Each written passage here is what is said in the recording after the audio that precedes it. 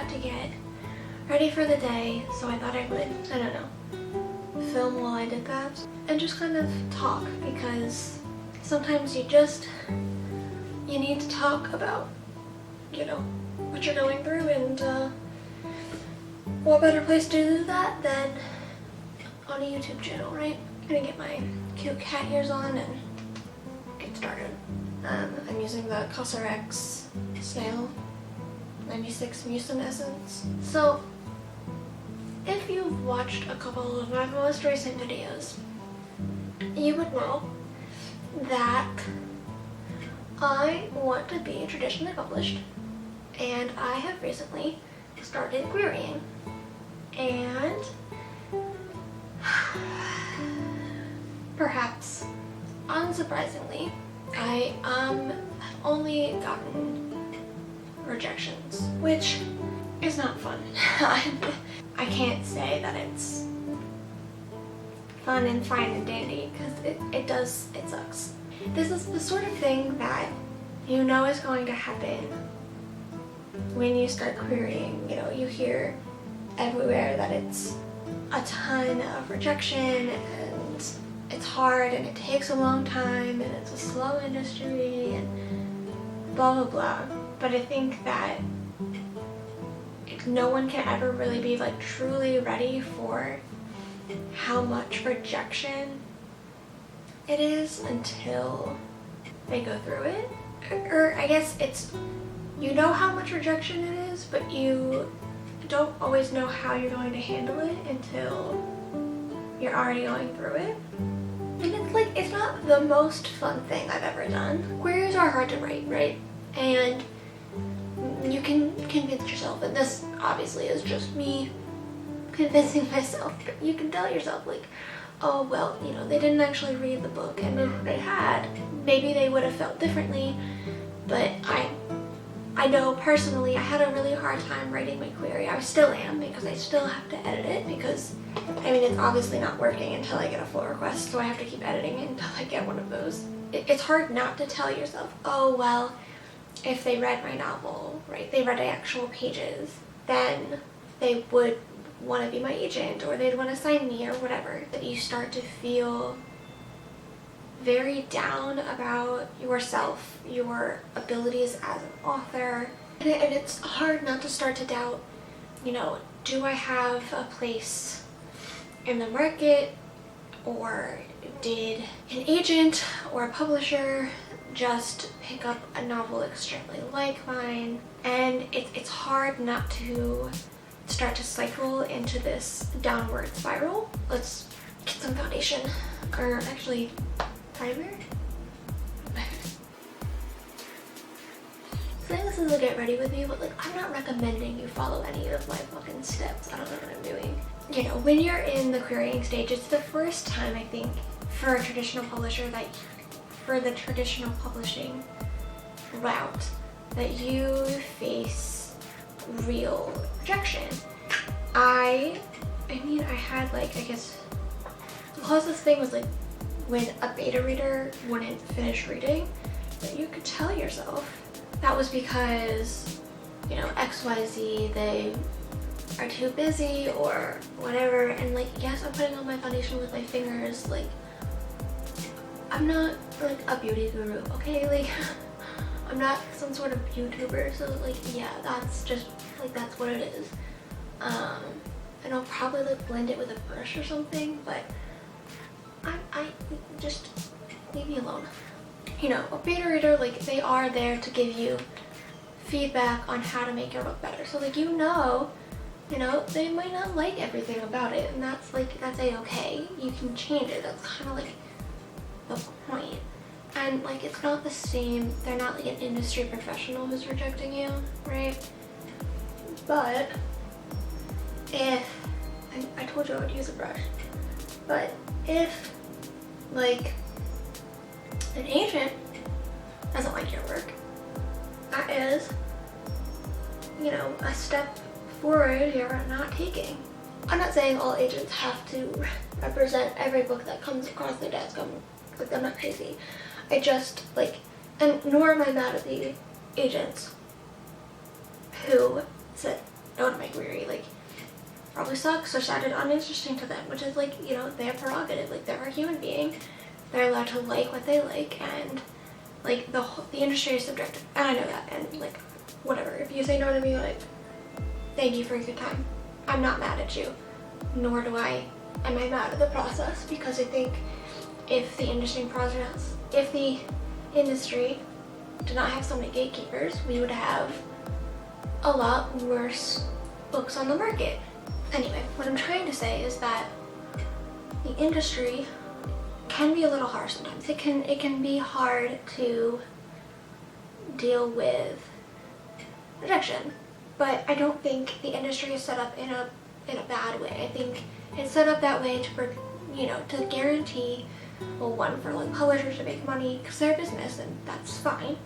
You know, they have to make money to keep producing more books because they don't make money, they can't spend money on debut authors. So, but also, like, the industry is set up so that books that are published through traditional publishing are, you know, of a certain quality and caliber. And you might argue that, like, some traditionally published books are still crap, but, like, there are fans of those kinds of books for a reason, you know? You can say what you want about something like, I don't know, Twilight or something, but there's a reason that book was published and why it had the fan base that it did. As much as I think the traditional publishing process is necessary, it still hurts my feelings when I get a rejection from an agent that I liked and wanted to work with, right? Like, I'm a human being, and as much as I think that process works and is necessary, I want it to work for me. And I don't think that's ridiculous or anything. I think that's, you know, completely reasonable I want to be traditionally published, so I want the industry to work for me. So when I get rejected by an agent I want, it hurts my feelings, but, you know, I can pick myself up again and keep going. There are other agents in the metaphorical sea who I might also, you know, there are other agents who I want to work with. It's not just like I wanted to work with just this one agent, because if you just wanted to work with one agent, like, honey, you've got a big storm coming. that's not gonna work. The chances of you getting picked up by the one agent you wanted to work with it's too low. So yeah, it can be a bit rough to get rejection, but as I said before, there are, you know, a lot of agents in the industry, and yes, there is a limit to how many agents there are that represent your category, right? Not every agent represents YA fantasy, which is what I'm querying. And, you know, general wisdom is that once you've reached 100 agents queried and they all say no, probably need to shelf the book, because there's probably something wrong with it that nobody wants it. And just work on a different project. And, like, that sucks. Especially when you're querying, you know, like me, the book of your heart, right? Whatever. This is, you know, this is the book I'm most passionate about. And, you know, I don't want to shelf the book, but I'm also not going to sacrifice what could be if I get an agent with a different book and I sell decently. Maybe I can get a publisher to pick up this book after some revisions with an agent who signed me with a different book. And I'm not willing to sacrifice my career and possibly in the future giving my book the best chance it has just because I can't let go. Right? I can't do this on camera. I'm not going to sacrifice my career for one book. I have other stories. I am most passionate about the one I'm querying. That's why I wrote it first. That's why I'm querying it. But I have other stories and other ideas I've become passionate about. So I'm not going to sacrifice my career by picking a bottom of the barrel agent or a agent to publish me at, you know, a indie publisher that takes non-agented submissions, right? And I have bigger hopes than that for my book and my career, and nothing against small indie publishers, but like everybody dreams of being published by the big five. So, and in the end, I think when it comes to being rejected, there is only so much you can do. And this is where it's important to have like writer friends who you can talk to and vent with in private. Please don't do this publicly on your professional social media league, please. Don't do this. It looks really bad and industry professionals are watching, so if you want to be traditionally published, like, it just looks trashy. If you want to be self-published, like, readers don't want to hear about the struggles of the industry. Like, they don't care. It just looks like whiny and unprofessional.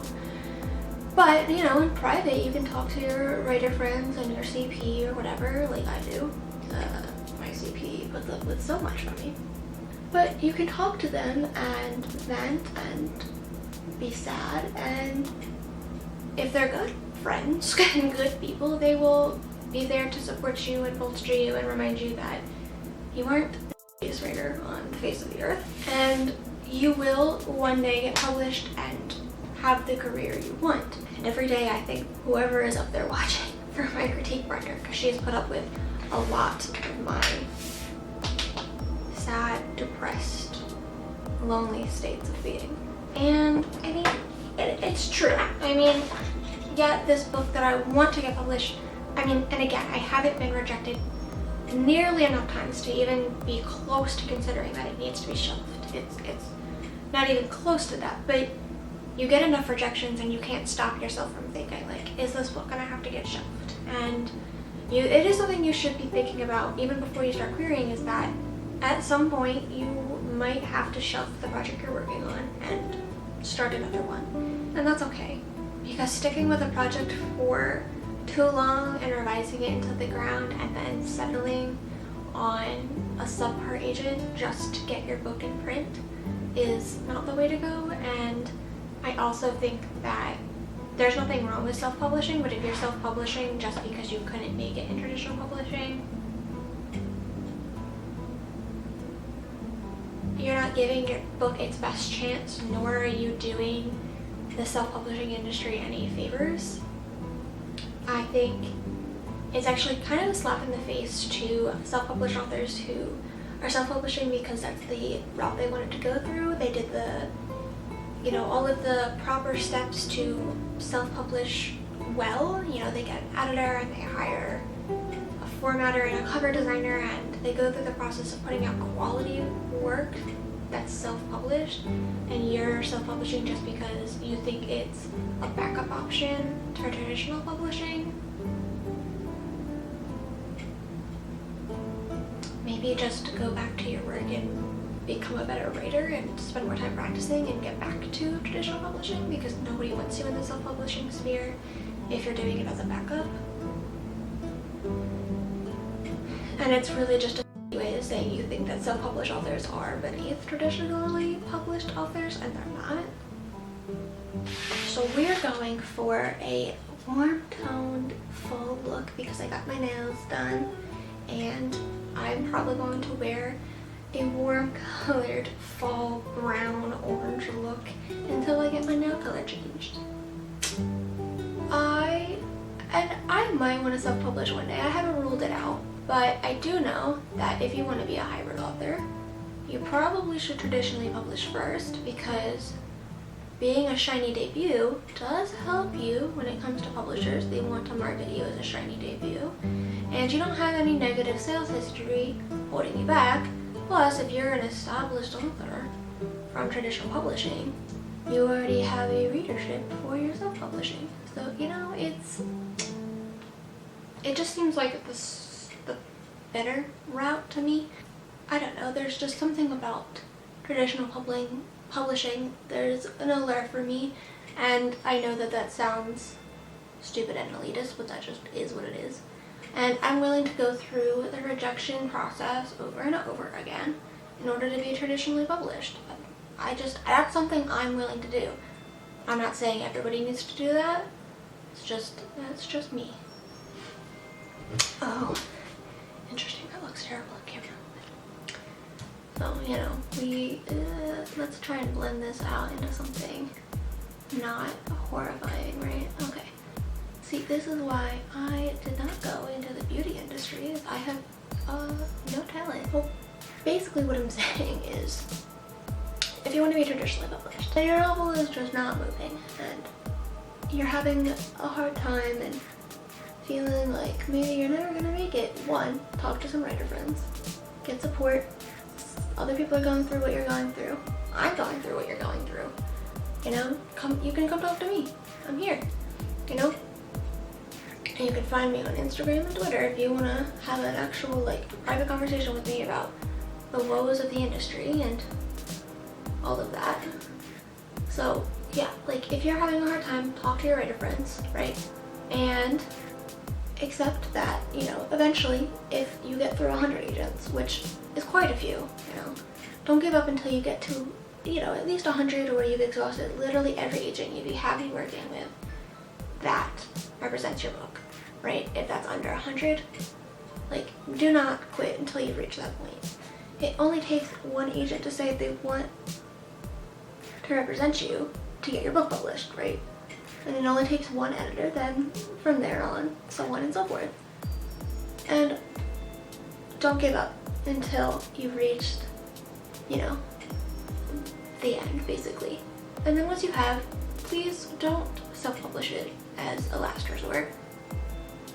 Just accept that maybe it wasn't the right time for that book, or you weren't a strong enough author at the time to publish that particular book, and write something else and keep writing, and don't get caught up in a cycle of negativity, and allow yourself time to grow and learn and keep writing. Oh my god, well, you know, really talented at makeup here, really quite a talent. Don't let the fact that, you know, maybe you couldn't get one book published, I don't know your life, but don't let the fact that maybe you couldn't get that one book published stop you from trying to write more, because it's not the end all, you know. Just because you had one hard time with one book, even if that was the book you were most passionate about, don't let that stop you from continuing to try and writing and working on new projects. And if you want to be traditionally published, you know, sending those projects out for querying as well, and, you know, in a couple of years come back to the one that you couldn't get with or without an agent, and maybe you'll have grown enough to see why that book couldn't get an agent, and if you revise it enough, you can resend it to an agent. Just, you know, be upfront that you're resending the same manuscript to them. Don't try and be sneaky about it. But like a lot of agents, and they'll tell you on your website, they accept re-queries if you're upfront about it and you substantially revised it. And, you know, 5 years from having to shelf it the first time, maybe you see the flaws in it and you can re-query it and get an agent. Like, or, you know, you'll get an agent with something else and you can get that agent on board with the work you had to shelf before. And maybe you're saying, oh, but I only really have one book I've ever wanted to write, and it's the only book I'm passionate about, and this is the only book I have in me, whatever. And if that is what you are saying to yourself when you hear me saying, you know, how hard the industry is, and if your book isn't moving, you have to work on something else, then the harsh truth is that maybe you're not cut out to be an author. Not everybody gets to have a J.K. Rowling story where you work on a book you're passionate about for 10 years and eventually you get it sold to a publisher and you become this worldwide phenomenon. It's just not a reality for most people in the publishing industry, and if you're holding out hope that eventually that'll be you, then you need to rethink why you want to be a writer and if this is something you actually want, because it's not realistic, and that's not the experience almost anybody has. There's a reason why you can only think of 1 or 2 authors in the past who are still alive who have ever had that experience. It is so rare, and if you are going around thinking that you're going to be the next 1 in a million chance, you probably need to pick a different career.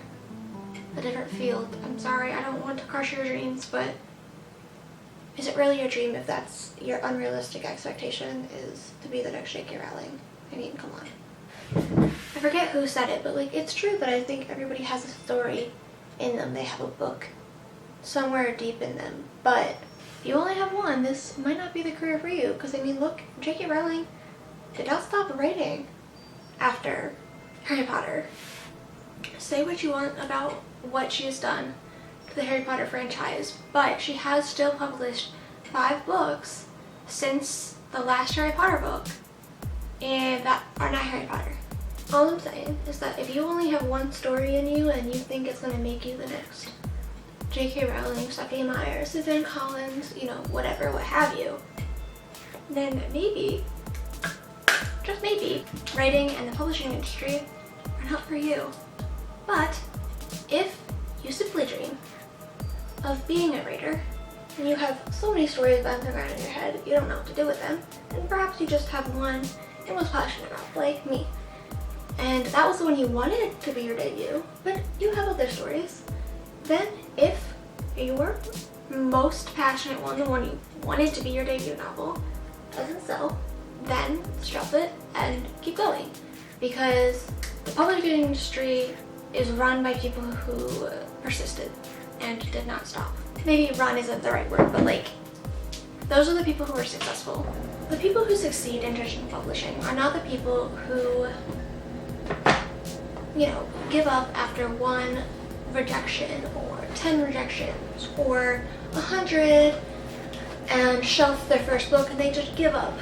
Or the people who think that self-publishing is the easy way out. You know, it's the, oh well, traditional publishing just didn't get it. They didn't get my book, right? They don't know what they're talking about. They didn't get my book, so I'm gonna just self-publish it because so on and so forth, whatever. Those aren't the people who make it anywhere in publishing. And the people who make it in traditional publishing don't give up after 1 book. If it doesn't work, they write another one. And then maybe, if they're lucky, they can come back to the ones that they had to put aside because they weren't ready to write it, or the market wasn't in the right place, or, you know, whatever. And they can try and come back to it. Publishing is for those who are willing to keep trying and keep trying and keep trying. You and I, we're going to persist together, and eventually, if you persist with me, we will both be published and, you know, live out our wildest authorial dreams and be happy, because happiness isn't always just being a New York Times bestseller, getting a movie deal, or an amusement park if you're J.K. Rowling, or what have you, whatever other wild fantasies we dream about. You can dream about those things, but you have to be realistic about what success actually can and should look like for you, and be willing to persist and keep trying until you can get there. And I know I'm going to keep persisting because I want my debut to be traditionally published, and if it's not this one, it'll be the next one. And I hope that me talking about all of this in a somewhat rambly fashion while I put on my makeup convinces you to persist with me, and we'll go through it together. And unfortunately, I'm gonna vlog every step. Unfortunately, in the sense that, like, everybody will know how much I struggled to get my first book published, but whatever, we'll go through it together.